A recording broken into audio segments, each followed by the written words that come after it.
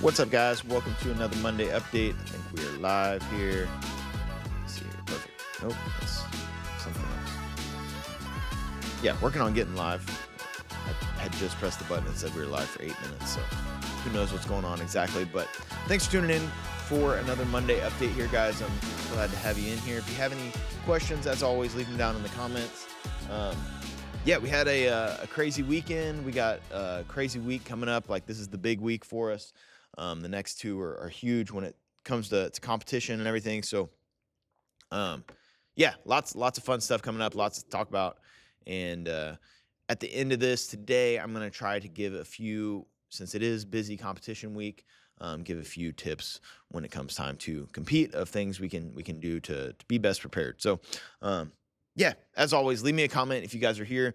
Drop one down in the box. And for those of you that have competed a lot, start thinking about the tips that maybe you have for people too, and then we'll talk about those at the end too. So I know I have a lot of guys who actively compete a ton in here, and so any way we can always kind of throw everybody in here together, the better, I think. So I'll take any input you guys have, but let's start with the weekend that we had, guys. A really kind of special Saturday, which was a ton of fun. So if you didn't know, on Saturday after our normal classes, we had a special open mat, which Eric Longer, who is a black belt out of 10th Planet Tanglefoot over in St. Louis, came in, and he is managing one of the PGF grappling teams, the St. Louis Outlaws. So he kind of came in and we put together a special open mat so he could kind of scout talent in the area. So we had over 50 people on the mat for that special open mat, which was insane. Maybe the most people that have ever been on the stride mats at once, which was awesome. And what I think was one of the coolest things about it is we had so many different gyms represented here too, right? So 10th Planet Kansas City, man, they brought out a ton of people. Super thankful to Jeremy Wharton, as always, for bringing out his crew. And you know, one of the cool things, and I've said this a lot, is like, luckily I get along with pretty much every gym owner in the city. So it was nice to, there's no, like, I don't know, bad blood anywhere. Everybody's kind of here to help each other get better. And I think Jeremy put it on one of his things, but it's like Team KC Jiu-Jitsu, right? Or Midwest Jiu-Jitsu is how we all get better. It's just like this cross culture of training. And it was just really cool to see so many gyms on the mat, just here trying to improve and get better. I know Alive had several people here, and then there was people from like Illinois and Iowa that had came in for this. So tons of different gyms represented, which was awesome. But just really good training too. Lots of really good rounds. I know several of our kids got some rounds with some yellow belts and some higher level kids too, which was awesome. Especially as we get into competition week, with all the competitions we have coming up, being able to get those high level rounds in this weekend was really awesome. So quick couple thank yous to people that made that happen. Carson Gorman kind of spearheaded the whole thing and got it going here at Stride, which is I'm super thankful for him for putting it all together and helping get it organized. Billy with Iron Tide Grappling, he really is the one that promoted this and kind of got it all put together. And if you guys aren't familiar with Iron Tide, make sure you follow them on Instagram. They're always doing things to really just boost up the culture of jiu-jitsu in the Kansas City area, Midwest. So super thankful for him for promoting it and putting out the flyer and getting it all going and really spreading the word as much as he did. Without him, there wouldn't have been that many people here. And then Eric Longer for choosing to hold it here at Stride, and he came in Thursday night and got some good rounds in. Glad to have him here for that. But then coming in on Saturday and choosing to do the little scouting open mat at Stride was awesome. So yeah, thank you to everybody that made that event possible. I mean, the mats were absolutely covered with sweat. There was so many people getting so many good high level rounds in. It was a lot of fun to have everybody here, and thank you guys. I'm sure I'm forgetting people that helped get it all organized, but yeah, thank you to everybody that came out and made that possible. Hopefully we can do it again in the future. We'll even get more. Really, we kind of threw it all together this week, or this past week. So hopefully. Next time we'll get a little more notice, and we'll really blow the thing up and make it even bigger than it was this time, which was absolutely huge. So again, thank you to everybody that came out. It was a lot of fun, and yeah, already looking forward to doing something like that again. So yeah, so that awesome weekend. as we're leading into, a really action-packed week here. So the next 2 weeks are going to be insanely busy. Looks like John's throwing in some.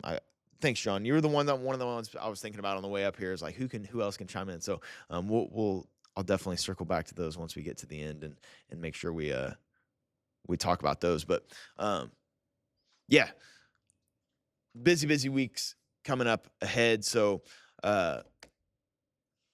let's lock in and get prepared for it. But let's talk about it, right? This is one of the biggest weeks we've ever had as far as it comes to competition.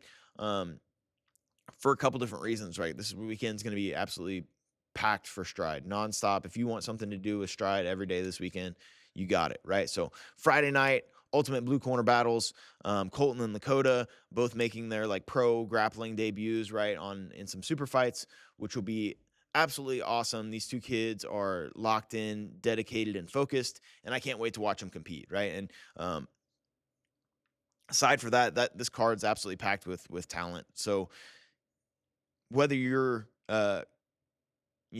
competing on Saturday or not, I'd highly encourage you to come out Friday night and watch some of these competitions. Support Colton and Lakota. They were like the first two matches of the night, or one of the first, I think they're two of the first three matches anyway. So come out, make it incredibly loud for these kids. Make sure they have the biggest pop of the night when it comes to support. And I know we have a bunch of people going already, but that should be an awesome event. And especially if you're competing on Saturday, if you get to watch some high-level stuff Friday night and try to steal as much knowledge as you can and steal all the tips and details as you can from some of these guys that just compete all the time, some really high-level competitors, it should be a ton of fun. But come out and support Colton and Lakota, especially. Again, they're two of the first matches of the night. I think there's still GA tickets available, so come support those guys and make it incredibly loud. And then on Saturday, it is really kind of crazy how many people we have competing, right? AGF in the past has been one of the bigger tournaments, but for whatever reason, this one only has about, I think there's 275 or something right now. But we have like 36 of those, or 35 of those, or something like that. So some insane number, some percentage of the people actually competing is going to be Stride people, which is awesome. We have tons of people doing it for the first time. We have some kids that haven't competed for a long time that are coming back, and I feel like they've made some massive improvements. We have some guys who it's their first time, but you would never know it by the way they roll in here. They compete at a high level. I'm really excited for everybody. And then we have like our people that compete all the time too, right? That are jumping in. I think even Colton and Lakota are planning on doing Saturday as well. They're going to compete Friday night and Saturday morning. So if they can do it, there's no excuse for you adults either, right? Get out there and put it on the line and test yourselves. But anyway, tons and tons of competitors for Stride. So we will not have classes Saturday morning. We'll just have AGF, which is at the KCI Expo Center, which is where the Fuji tournament was, and come out and support everybody, even if you're not competing. Again, there's so much to be learned and picked up from watching these competitions too. Not only the atmosphere, but the skills you can steal from some of the higher level competitors is super valuable. So I hope to see everybody out Saturday morning for AGF. And come support your teammates, wear your Stride colors, and make our presence known to everybody there. So I cannot wait for Saturday, guys. There's so many good matchups, so many competitors that I just cannot wait to see compete for so many different reasons, right? I think we're going to crush it on Saturday, and I'm looking forward to watching everybody do it, right? So, and Friday night too. Friday night's going to be a blast. This is one of the weekends I've looked forward to for a really long time. So I'm glad it's here, and I cannot wait to experience it with you all. And I really think over these next couple weeks, we're going to have huge, massive growth as a team, right? No matter what, win, lose, or draw. I'm hoping we steal we gain a ton of knowledge from Blue Corner, from AGF, ADCC the next weekend, right? I hope we can gain a ton of knowledge that we can put into use and just continue to grow as a team and improve that fitness aspect that we talk about when it comes to fun family fitness, improve our skills over the next few weeks. We can gain a lot of knowledge that'll help us improve over the next several months. So, so AGF is that Saturday. The next thing on the list, we have Collecticon Sunday morning. Anybody that would like to go has a little interest in Pokemon cards or anything like that, Saturday or Sunday morning rather, is Collecticon. I think there's a few of us going. If you guys are interested in that, we'll get a big Stride Worldwide photo in front of a giant Pikachu and do all that sort of thing, and have a good time at Collecticon. And again, just get together and do something fun outside the gym, and have a good time. So, and which will be great after 2 crazy days of competition, is just getting and doing something a little more relaxed, and yeah, have a good time with that. So, Blue Corner Friday night, June 12th, AGF June 13th, Saturday morning at KCI Expo. Blue Corner is at Harrah's. And then Collecticon is at, I think it was Bartle Hall, whatever it is now, downtown there, for the biggest trading card convention there is. So, and that's June 14th. So, action-packed weekend. I hope to see all of you guys there for that, whether you're competing or not. Please come out and support, and just come hang out with the team and improve one way or another. Just being in those environments, I think there's lots of knowledge to be gained, just being around people that are doing it at that level. So, hope to see all of you guys there. I'm going to tag everybody real quick. Kind of forgot to do that. Leave me a comment if you guys are in here. I appreciate you all tuning in today. And, like I said, with all the competition stuff coming up here at the end, I'm going to try to get to a few competition tips. John's already left some good ones for us there that I'm going to circle back to as well. But yeah, the next weekend, though, not this weekend, but next weekend, is the ADCC tournament down in Texas. We have a huge number of people going down there in the perspective of a tournament being 8 hours away. We have a lot of people going down there to compete. I know I'll forget somebody, but I think Nick and Kennedy are both competing. Little Carson's competing. Lakota Drake and Paisley are competing. And then Brandon Ladd, Elijah and Shane. A lot of competitors for, a tournament 8 hours away is awesome. And it's one of the biggest tournaments in the country. ADCC, I think, is the best, where the most elite competitors go. And so aside from watching our guys compete, I'm excited to watch some high level competition. And I was talking with, I think it was Billy this weekend about this, but Texas has kind of become the mecca of jiu-jitsu in the United States. And so I definitely anticipate there'll be lots of high-level coaches there. Some of the best coaches in the world will be there. Some of the best competitors in the world will be there. And it should be a great opportunity to, again, get some really good tournament experience, but also try to gather as much knowledge as we can and steal as many details from people as we can to add to the toolbox whenever we come back and we get back to drilling in the next few weeks after. We're going to have a lot of stuff to work on.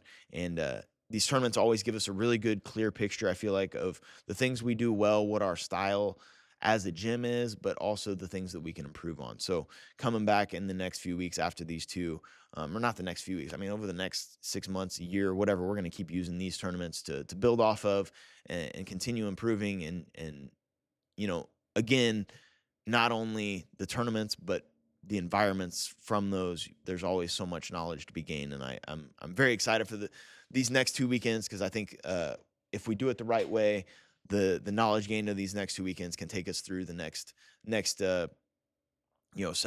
several months of improving and really tightening things up as a team and growing. So ADCC Texas, June 20th.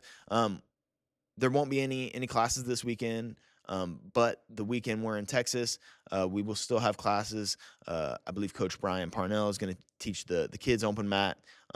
Coach Tyler is going to run the kickboxing and the open mat, and which would be pretty cool. So if those of you that are sick of doing kickboxing with me and listening to me call out combos, you'll get something a little bit different with Tyler, and should be a lot of fun. So come in to check out his kickboxing class and get in on those open mats if you're not going down to Texas, and keep improving. So yeah, that gets us through these next 2 weekends, right? And then the weekend after that is the 27th, right, which is the Waterfest Parade. I don't have a ton of details on this yet, other than I believe the parade starts at 9:30, so we'll probably have to line up around 9 or something like that. But with the Waterfest Parade, I know this is going to be a disappointer maybe it is just for me. I don't know. It was a disappointer for me whenever I read it. They're not allowing anybody to throw things out of moving vehicles. So not even candy. You can't even toss out like candy, right? So with that said, we don't get to throw stress balls this year. But we're going to turn that turn that float into a party, and we're going to have music. We're going to be dancing and having a good time. All the kids are welcome to jump on the float and hang out, wave it at strangers in the crowd. And then like I said, we're going to turn that thing into a dance party too. As we go to all these events, I say this to the kids every time we go to a tournament, but one of our goals or one of our jobs is to have more fun than everybody there, and we're going to have more fun than everybody at the Waterfest parade. Guaranteed, whether we get to throw stress balls or not, we're going to have a good time. They didn't say anything about water guns, Cassie, so yeah, I mean, I don't see any problem with that. So, but yeah, we're going to turn the float into a party, and I hope you guys come out, and whether you're on the float or not, wear your stride colors and come hang out. If you're going to be on the float, though, bring some energy. We're going to have a good time. And if you're going to be in the crowd, we'll also try to get together afterwards again, too. I think we had quite a few people last year walk through the booths, and they had like a big water slide and all that stuff last year. So it should be a fun event either way. But again, just getting together outside the gym to do something fun, a little bit different, will be a lot of fun. So Waterfest Parade, June 27th. June 28th, Brian Harris is doing a leg lock seminar at 2 p.m. And cannot wait for that too. So there's lots of knowledge there that I'm excited to steal as much detail as we can and start implementing some of that stuff into the game. And yeah, even if it's just for the defensive aspect, even if you're not into leg locks, come get some leg lock work in so you can understand the positioning better and continue to improve. So that's the 28th at 2 p.m. And then the last thing that I mentioned last week, Shane and Garrett are both competing on FAC. I believe it's 35 or 34, but it's July 25th. I know that's a long ways away, but when it comes down to tickets, guys, try to get your tickets through one of these two guys and try to do it early too, right? Don't wait till they're cutting weight or whatever they're doing or in their heat of their training camp to get tickets. Get them early and out of the way so that they can focus on the fight and all that stuff. But yeah, FAC is a great promotion. It's one of my, it's in my opinion the best promotion around for, it's a family friendly event, huge arena. It doesn't get much better when it comes down to it. So hope to see everybody out at FAC July 25th. Come make some noise and support Garrett and Shane. It'll be a super fun time. Again, all ages show. So bring the crew and let's make some noise for Garrett and Shane. And again, try to get your tickets through them early. Don't wait till the last minute when they're trying to focus on the fight.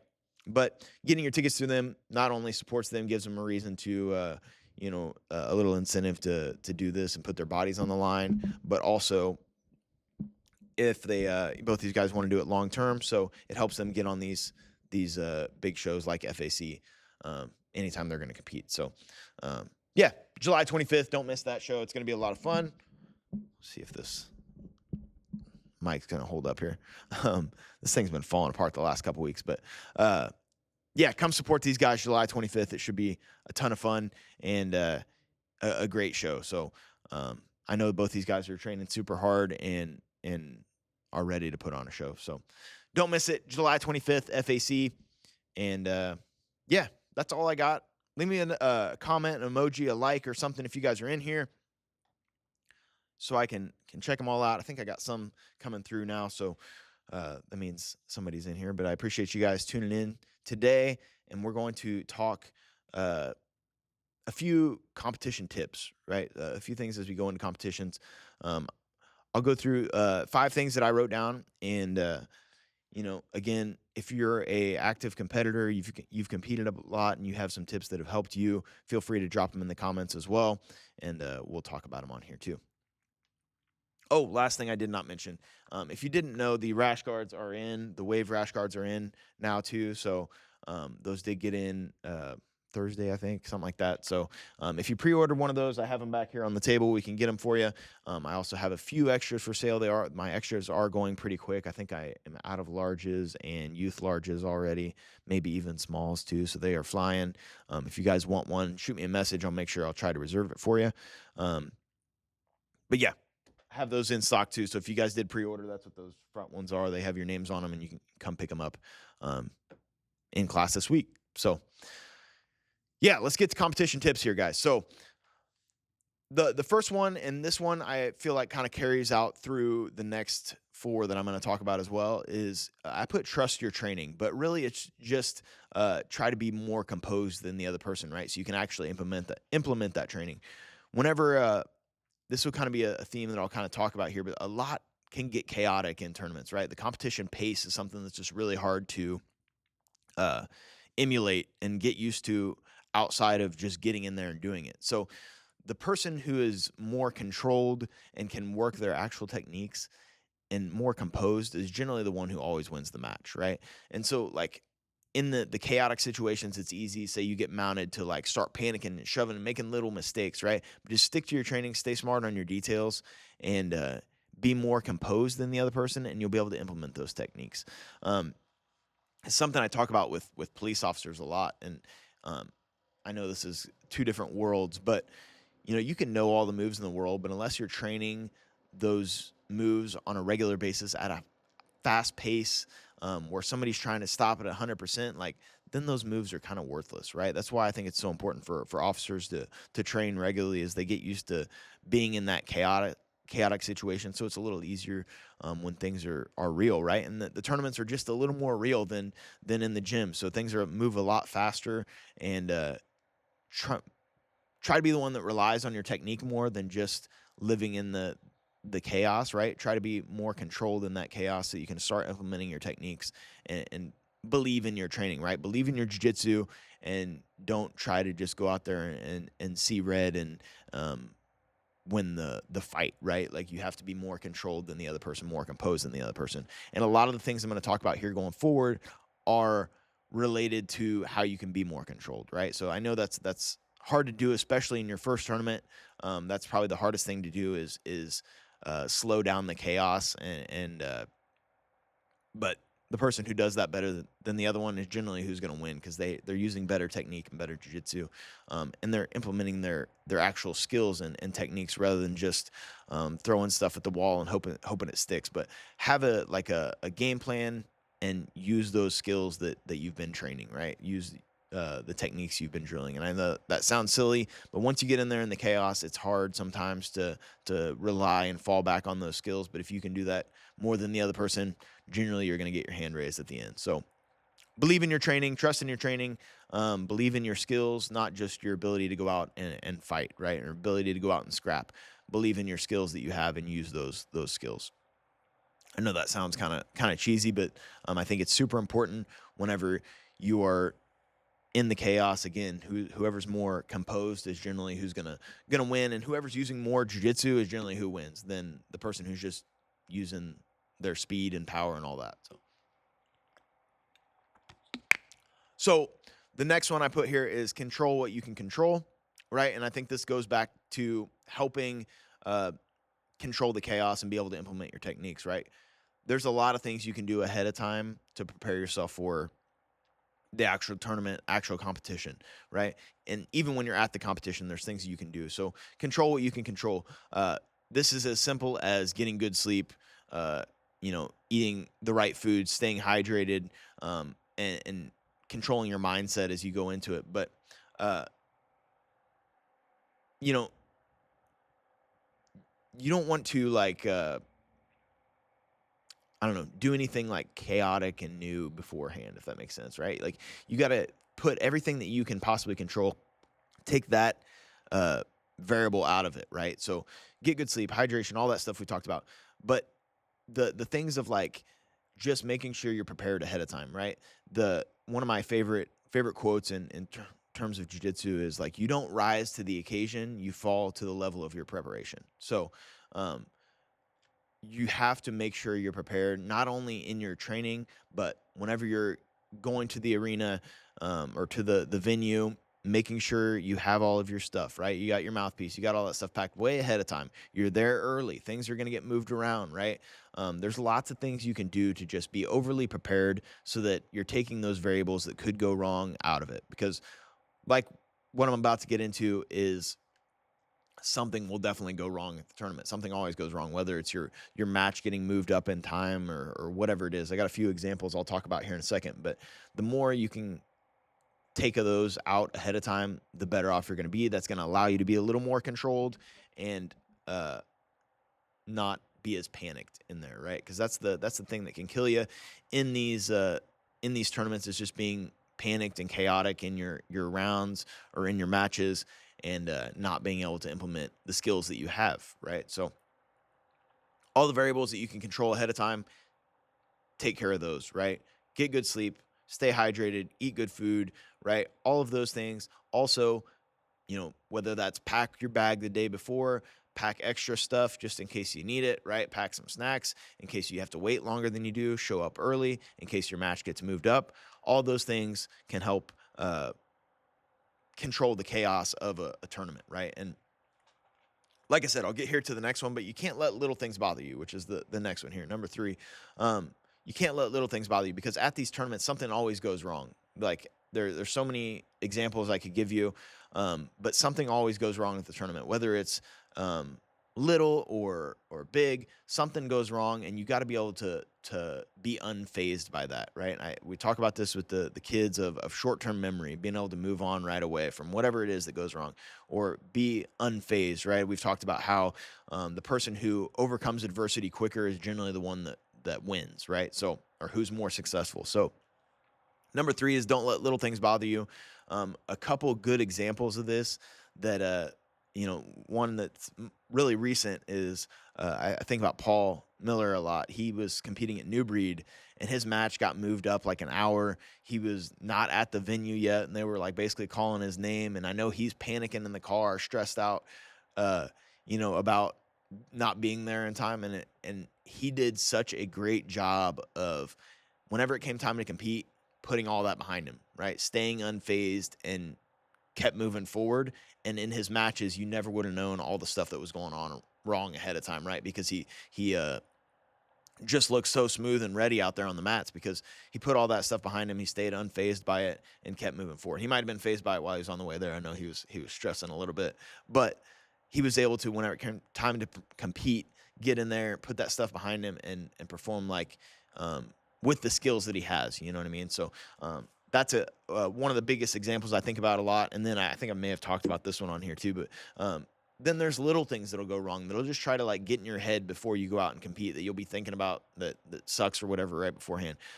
These can be as little as like your shorts had pockets and you didn't know your shorts couldn't have pockets, so you got to switch. We've had a few people that have had that issue, right? Bailey's one that I've talked about a few times, where his it was like one of his first matches got moved up like 20 minutes, but then as he's stepping out on the mat, he like accidentally stepped on his mouthguard case and just like shattered his mouthguard case. And so like as you're going on to mat, these little things can bother you and get in your head, and you just have to be able to be unfazed by that stuff, right? And just keep focused on the task at head, and be unbothered by all the little things that could go wrong. And then in the big scheme of things too, is if you lose a match, you have to be able to move on from that right away, right? You can't dwell on that one, because almost all of these tournaments are double elimination. So if you have a first tough match, you lose that one, you're going into another match, most likely into a loser's bracket, where the other guy's already lost a match too. And it's going to be who can get over that last one first and start putting their game plan back into play, and can be the one that gets back on the right track ahead of time. Right? Again, be the one that gets over adversity quicker. That's the person that's going to be more successful. So number 3 was don't let those little things bother you, right? Like be unbothered. Things happen, tough matches happen, mistakes happen, bad refs happen, right? All this stuff can happen. You have to be unbothered by it and be ready to move on immediately, right? If you can do that quicker than the other person, you're going to perform better. And I think that is incredibly valuable skill to have, is to just be unbothered by the little things that go wrong, right? And a lot of times it's a testament to, like with Paul's, it's a testament to how often he's competing, right? He's done this a million times now. So when things go wrong, he's able to put it behind him and keep moving forward. And, like I said, at New Breed, I thought he looked maybe the best he's ever looked, right? And things were very chaotic for him that morning. So be able to move on like that was Super impressive. And I think it's, again, a testament to how much he competes and just being able to keep moving forward and being unbothered. So number 3, don't let little things bother you. Be ready to keep moving forward no matter what happens, right? The next one, and this is one that I told everybody at Fight to Win, right? And in the super fight matches, it's even more prevalent than it is in like tournaments, but don't rush, right? Especially in like the super fight things. The things I told everybody before they walked out is like, this happens on your time, right? You are what they're waiting for, right? So it happens on your time. It's your time to walk out. It's your, we're not rushing anything, right? You don't want to get in that chaos that I was talking about. You don't want to feel like you have to get out there right away. Sometimes it feels like as soon as your music hits, you got to be able to run out there right away and be on the mat. But realistically, if you want to stop and take a drink, if you want to get a big breath beforehand, if you need to wait for your coach to come over onto the mat, that stuff's going to happen on your time, and they're going to, it's your mat, it's your time. So don't rush anything, right? Don't feel like you have to get frantic and jump out onto the mat. And like I said, especially in these like one-on-one matches, it feels super chaotic. As soon as your music hits, you feel like you need to run out there and be on the mat right away. And the more you can slow that down and put yourself in the right mindset to go compete. And everybody's different, right? Some people like to run. That's fine too, but make sure it's happening on your pace and not feeling like you're being forced to rush out there, right? Soak in the moment here and like just slow it all down and get in the right mindset to compete, because that's I know that was one of the biggest things that whenever I was competing was to like that stuff hits and you're just like, I gotta go, and you really don't, right? It's your time, it's your mat, you're the event, right? It happens around you. So take your time. And even in the tournaments, right? Even in tournaments, again, if your coach isn't there, right? If they're coaching somebody else, right? Tell the ref, hey, my guy's not here yet. Can I wait for my coach? And almost every time they'll let you, right? When it's time to go out on the mat, take your time, go out on the mat. If you like to be the one that bows onto the mat every time, or you like to grab a quick drink before you go out there, take your time and get your drink. Take your time and bow onto the mat.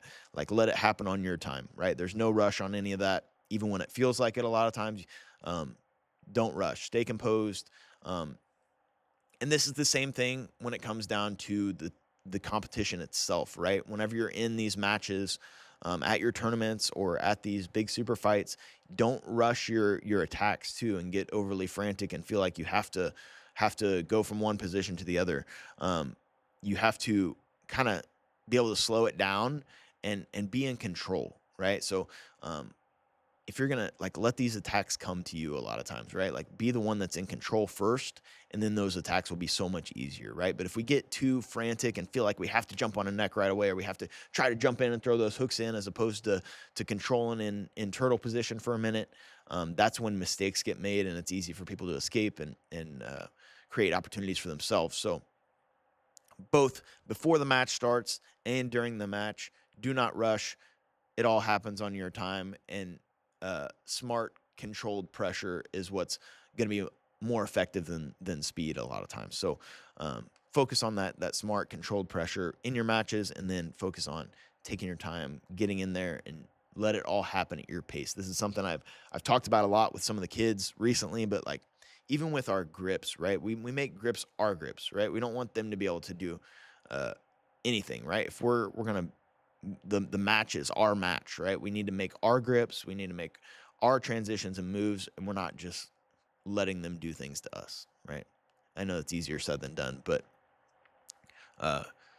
number 4, don't rush, stay composed, and be the one that can be controlled in the pressure, and let those things come to you. Sometimes don't feel like you have to rush, whether it's your positioning, your attacks, or your just walk out to the mat, right?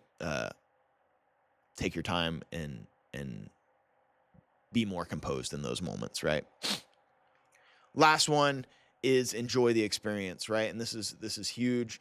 This is why I always tell our kids, right? We're going to have more fun than everybody there. Win, lose, or draw. We need to be having more fun than everybody there, because in 2 weeks, nobody remembers the matches anyway, right? Very rarely do you remember the matches, the submissions. What you remember is the experience, right? Everything, right? The experience, the competition atmosphere, the competition itself, the matches, but also the moments off the mat with your team. Soak all those in, right? And especially as we get into these super fights this weekend, that's one thing for these kids that I'm telling them too is like, these are rare opportunities that come every once in a while, and you have to soak in the moment, right? Again, it happens on your time. There's no rush to get out there. Soak in every little piece of the experience, because that's the things that you're going to remember. Not don't get so locked into the win or loss, right? Get in there and enjoy the experience and grow from it no matter what. The wins will come, right? We want to enjoy that experience, because that's how we're going to grow, how we're going to keep moving forward. And so enjoy the experience, have more fun than everybody there, and treat it that way too. If you can treat it that way where you're enjoying it, then generally you're going to perform better, right? When you're out there stressed out about your matches and everything else, it's hard to live in that moment. It's hard to be in that flow state when it's time to roll. And so you got to enjoy the process, enjoy the waiting around with your teammates, all that stuff, right? Soak in the experience and enjoy the experience. That's number 5. And yeah, those are the 5 things that I came up with here. I'm going to go back and look at my notes and read John's comments first, because I know he was at the top. So John's first one is have a plan for all scenarios you often find yourself in, right? And I think that's great. That's one of the things, like I've talked about with pulling guard too, right? I don't necessarily have a problem with you pulling guard as long as you have a game plan with it, right? And everything we do, we should have a game plan for, right? And if we don't want to go out into our match and just let it start to happen, right? We want to be the one that has a game plan that we want to implement and start with that, right? So have a plan for all scenarios you could find yourself in, but also have a plan for that very start of the match of what your first move is going to be, right? Because if he's just winging it and you have a plan and you go out there and hit your first move right off the bat, it's so much easier to keep the momentum in your favor if you start with it in your favor, right? It's a lot harder to work backwards if somebody puts you on your back. This is why takedowns, I think, are so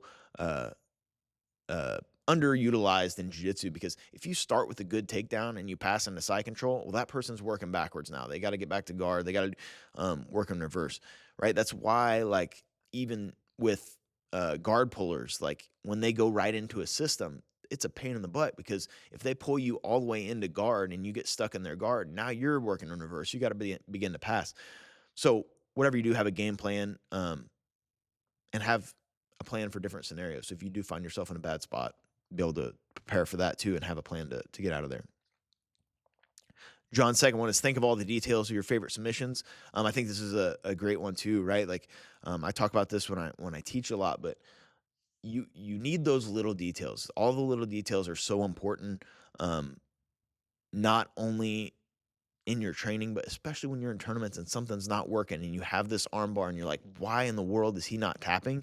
You got to be able to reverse engineer it in your mind and be like, I got to add this detail, and this detail to find the finish. And I think that's every submission that you do, you should be able to have like 5 details for at least, right? That way, again, when it's not working, you can go back in your mind and hit every little detail. Normally it only takes 2 or 3, but if you have 5, you're going to be hitting, you'll be able to finish anybody, right? So, yeah, think of all those details of your favorite submissions or whatever submission you're doing, and try to keep those in mind as you're finishing too, of looking for those little things, because all the little details matter. Even your positionings, right? Even whenever you're in side control, the way you put your pressure down, the way you drive your hips in before you turn from side control into mount, those sort of things, they all matter, especially in the chaos, in that high pace situation.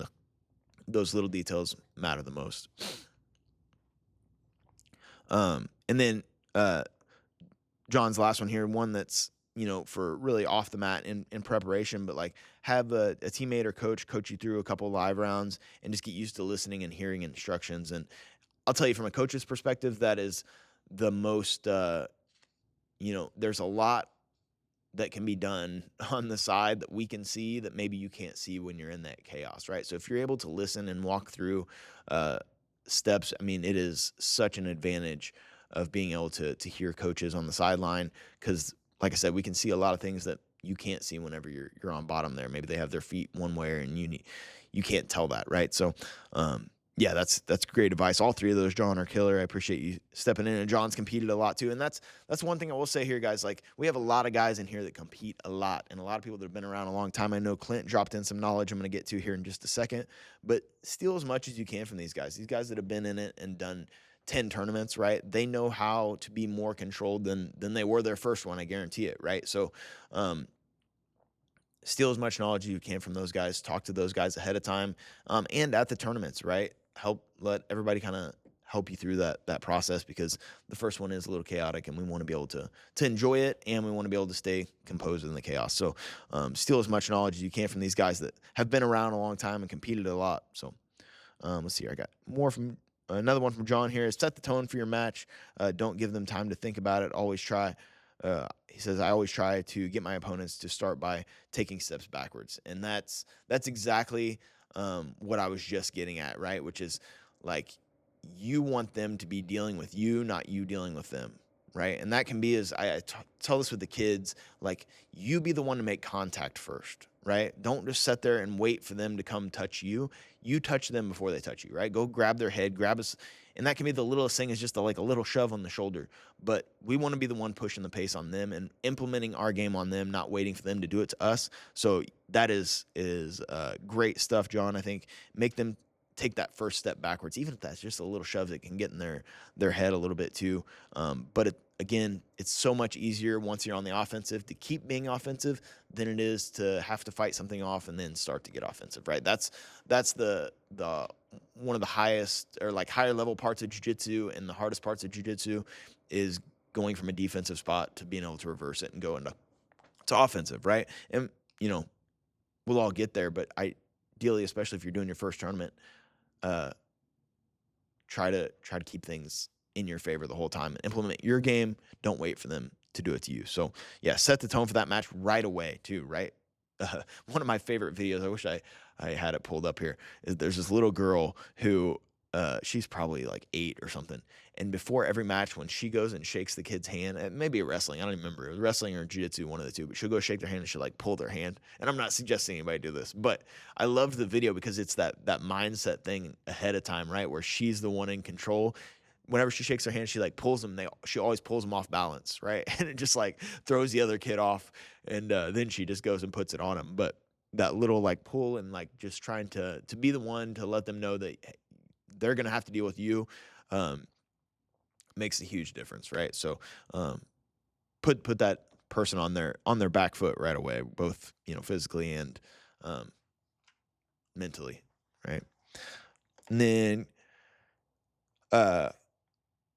Clint has one here. It says, try not to get too high or too low. I've had an issue over the years with being too relaxed before matches and starting too slow. You don't want the massive adrenaline dump, but you don't want to be so relaxed that you're ready to perform, right? So, and that's a great point there, Clint, is like, we got to be locked in and ready for this, right? When I talk about, slowing down the chaos, you want to be the one in control of the chaos, I guess, right? Like, you want to be the one that's pushing that pace and it happening on your time. So yeah, don't get that kind of goes, I think, with what John said too, is start the match in your favor and be the one pushing it on them, right? If you get too chaotic and you have that massive adrenaline dump, and then after your first match, you're like completely smoked, right? So you got to be ready to control that chaos, but you also don't want to come in there and just let them start doing things to you and putting the pace on you and getting in that spot. So there's like that, he said, not too high or too low. It's that flow state that we're talking about of trying to be in that spot where we're the one in control of the match, but we're implementing our techniques, which has to happen whenever we're nice and composed too. So anything else here, guys? Give me some comments. I appreciate you got Clint and John chiming in there and dropping some knowledge for us too. I'm going to reload this thing just in case something came through that I haven't seen yet. But yeah, if you still have made it with me this far, drop me a comment there. I'd really appreciate it. And yeah, I appreciate you guys tuning in today. If you're watching on YouTube later, I appreciate you guys that like and leave comments too. That helps spread it and means a lot. And I know, I've had a few people reach out saying that they that don't train that have watched those videos on YouTube. So I thought that was pretty cool. But and I appreciate all of you guys that are watching. Right, it means a lot to take your time and tune into all this. And I'm again so excited for these next, especially this weekend, but the weekend after that too, of all the experience that we're going to gain from this. Win, lose, or draw, those of you that are competing for your first time, go out there and enjoy it, have fun with it. And, no matter what, win, lose, or draw, you're using, like, we're back to work on Monday, right? James says this a lot. He's like, you have the weekend to laugh or cry, and then we're back to work on Monday, no matter what. So I think take everything you can from this as like a building experience rather than it's all, I don't know how to word that, but don't put so much into it that you burn yourself out with it, right? Use it as building experience no matter what, because win, lose, or draw, we should be back here on Monday ready to work hard and continue adding tools to the toolbox and use all of that experience that we just gained over the weekend to get better. As a team, the competitions give us a really clear picture of our what our style is, what we're good at, what we can improve on, but it should also do that individually too, right? As an individual, you'll find spots that you need to keep improving. You'll find where you get stuck or where you don't feel like you have an option for, and then we get to come back Monday and you'll probably have some of the best training sessions because you'll know, I have to hammer this, right? I have to find new details to use in this spot. So, yeah, thanks for tuning in today, guys. I appreciate y'all being here. If you guys have questions about any of the events coming up, please let me know. I can help you send you links for everything. But yeah, appreciate you guys tuning in, and then come out and support too. Even if you're not competing this weekend, come support these guys. I think that is a huge advantage that I think we do better than anybody, as we have a huge team of support off the mat too. And that's a detail that I didn't really throw in there, but like, you have all this support off the mat, like, don't be afraid to use it too, right? Right. Everybody's there, they're there to support you. Us coaches are there to support you. And however we can make your experience easier and better and able to do all the things that we talk about easier, that's what we want to do, right? So I told the kids this. I'm like, you be honest with me, I'll be honest with you. And however we can make each other, you tell me how I can help make your experience better, and I'll tell you what you can do better. So, but use those connections and that support that we have off the mat to make your job easier too, right? If you feel like you have to run to the truck and grab something that you forgot, right? And we have 100 people sitting there and you don't need to be running right before your match or whatever, send one of those people to go do it, right? We're all there to support each other, make each other better, and build each other up as a team, right? We compete on the mat as an individual, but we have a team of support there that is something I think we do better than most. So, yeah, I appreciate all you guys. I hope to see everybody there this weekend, Friday night, Saturday. And then again, if you want to come out Sunday morning for CollectCon, I'd love to see you there for that too. But shoot me a message if you guys have any questions. And I look forward to seeing you all this weekend. And on the mats this week, let's get locked in this week. Stay nice and focused. No injuries this week. Smart training. But get in here, get all your drilling in. If there's something you want to work, take your time to make sure we hammer it this week. If there's a spot you're not comfortable in, let's make sure we hammer those details and just get some really good drilling in this week. But I'll see you guys on the mats tonight, and have a great day. And yeah, love you guys. We'll see you soon.